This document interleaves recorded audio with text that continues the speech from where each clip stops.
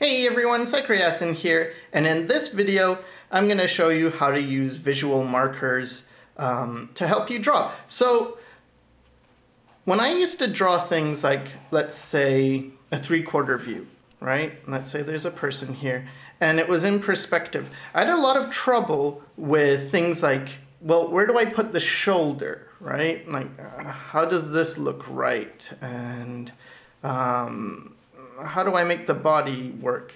And I didn't have as much trouble from a front view or from a side view. It's like, well, front view, okay, so the head goes down, then you have the shoulders around here, and I have the ears. And this is for my style, so, you know, it's not going to be realistic, but this is just the idea. Okay, and then from a side view, let's say it's similar, you know, you get the ear, you get the neck. And I knew things like, oh yeah, the neck goes at an angle back, and you have the rib cage, which is sort of angled forward, so you get this kind of goes this way, then it goes this way, and you have the spine here, and then you have the pelvis, which is tilted as well. It's like, okay, so I'd have that information, but it seemed to be more difficult when I came to the 3/4 view. And what I think, or what helped me, was to think about these visual markers. So the first thing is, look at relationships. So here's the ear, right? Right here. And here's the shoulder. So what I could do is plot a line down and plot a line up and see, okay, so there's about this much distance between the ear and the shoulder. So then in the 3/4 view, I can place the ear, which wasn't that hard, and I can imagine, okay, I need about this much distance. So I tended to put it too far out before, and now it's like, no, okay, so if there's that much, it's probably going to be around here for the shoulder. And then from the side view, it's like, well, what happens here? Well, if you look here, we have our chin, and we have the nose, and goes to the back of the head. So if you look at the chin and you plot a line straight down, it sort of lines up, at least in my case with my style, with the chest. So it's like, okay, so plot a point down from the chin, and it's going to hit a surface, which is going to be the chest, and this is around the point when it goes down. So it's like, okay, so this goes across and then it goes down. And so I would get something that looks like this. And the arm is now behind, because the arm's around here, right? So the arm is situated behind the chest, which seems like, well, yeah, that makes sense, right? But so many times people don't really consider that, and you get pictures where the arm is just, you know, kind of flat, like this is the chest, and the arms are like this, and you don't have that sense of this coming forward. So this is also useful in things like perspective, this whole like plotting stuff, where you take a line and you bring it up. For instance, if you have a box,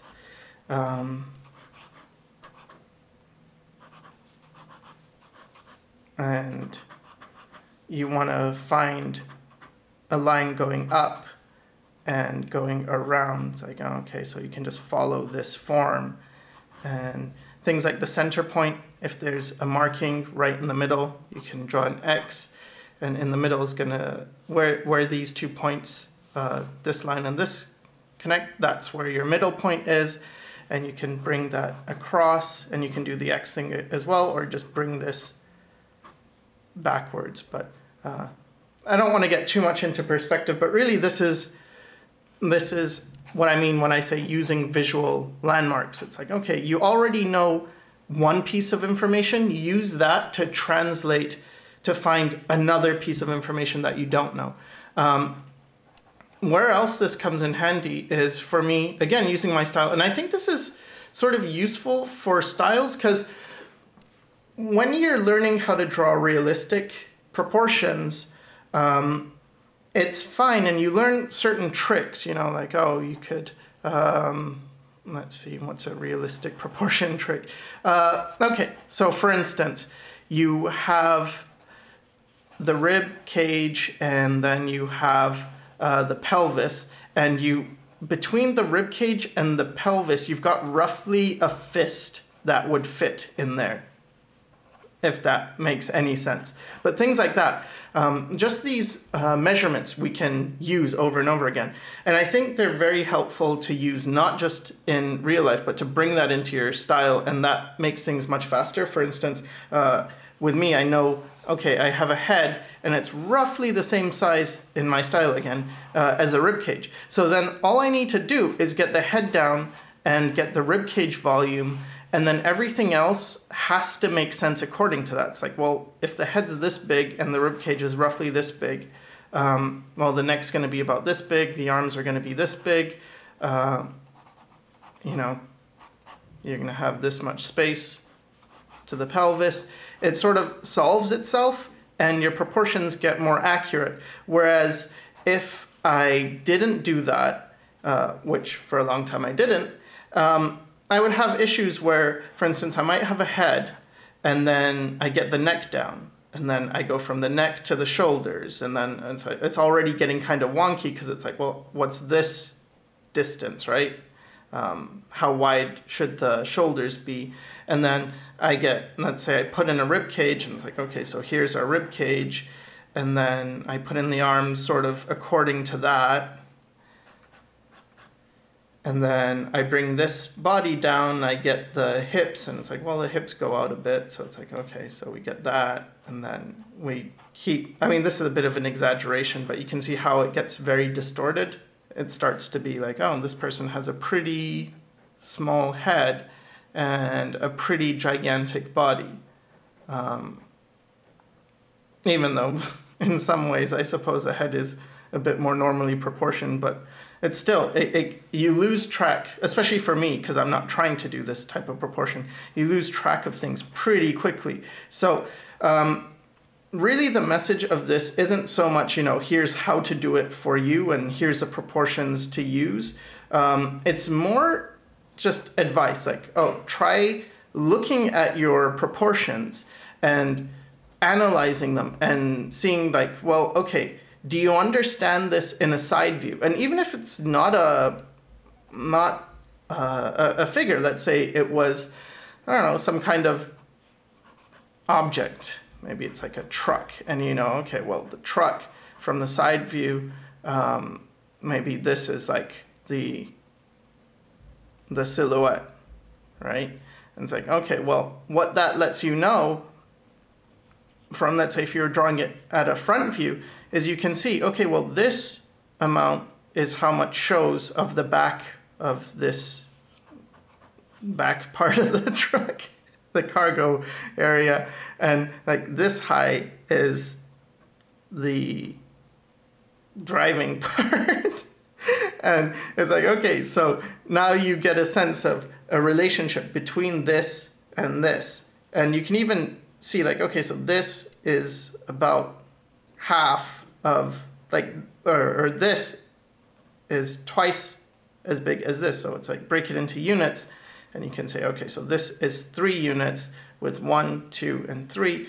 And then if you were to draw this, you know, in perspective more, and this was, draw it further back, and this was coming at us, and we could just divide this into 3, so 1, 2, 3, and we would know, okay, so the driving portion is occupying this space of the truck, and the window goes all the way up here, and then you have the wheels here. It's like, okay, so I mean, clearly I don't draw vehicles, but this is the idea. This translates across subject matter. It's not really important what your subject matter is.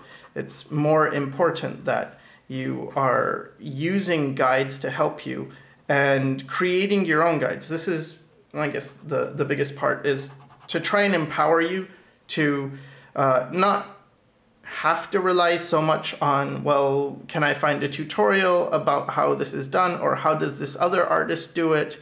But rather, well, remembering, okay, maybe I can solve this myself, maybe I can figure it out, and paying attention to things like that.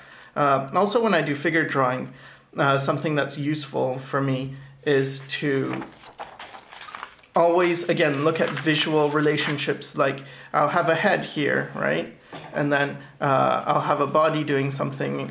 Maybe the body's here, the neck's here. The next thing I tend to look at are, like, where are the hands? Instead of, and I don't start here at the shoulders and then go to the elbow and then go to the hand.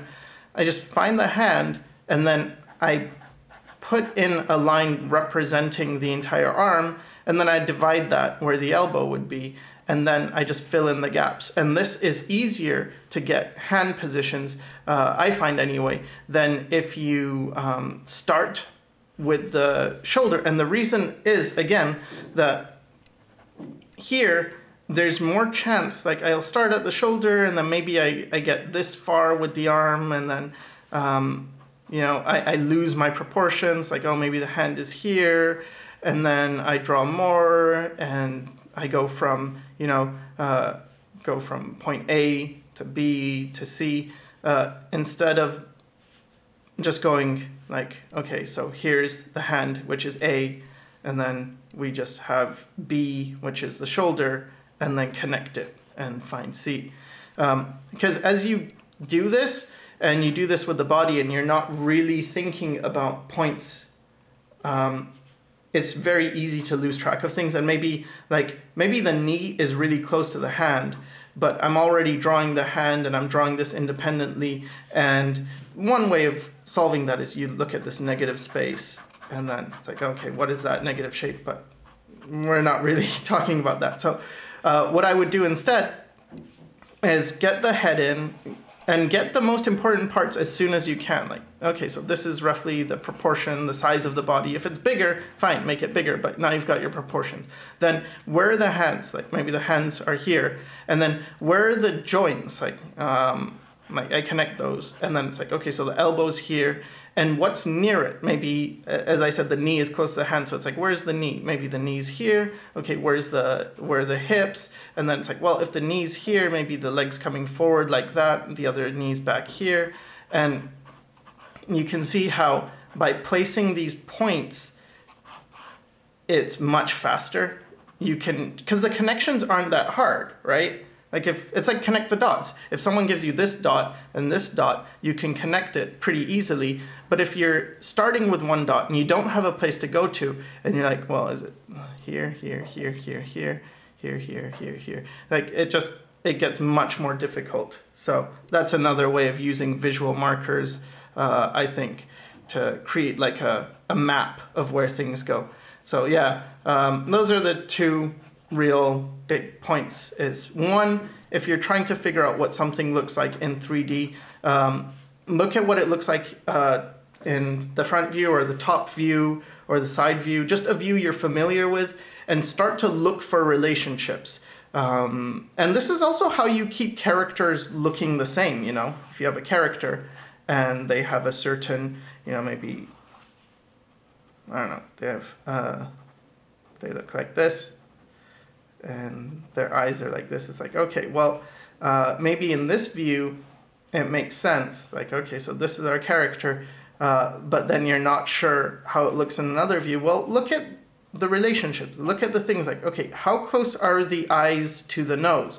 And you might notice, oh, it makes this sort of triangle shape. Okay, how far from the nose to the bottom of the chin? How does that relate from the eyes to the top of the head? And you can start making these diagrams out. It's like, oh, okay, so the eyes are halfway, and then the nose is pretty close to the eyes, the mouth, the like lowest or most forward part of the mouth is here, but then the highest part is here. It's like, oh, okay, so then when you do another view, maybe a 3/4 view, it's like, okay, well, I know the top of the head to the bottom, you know, the eyes are going to be halfway.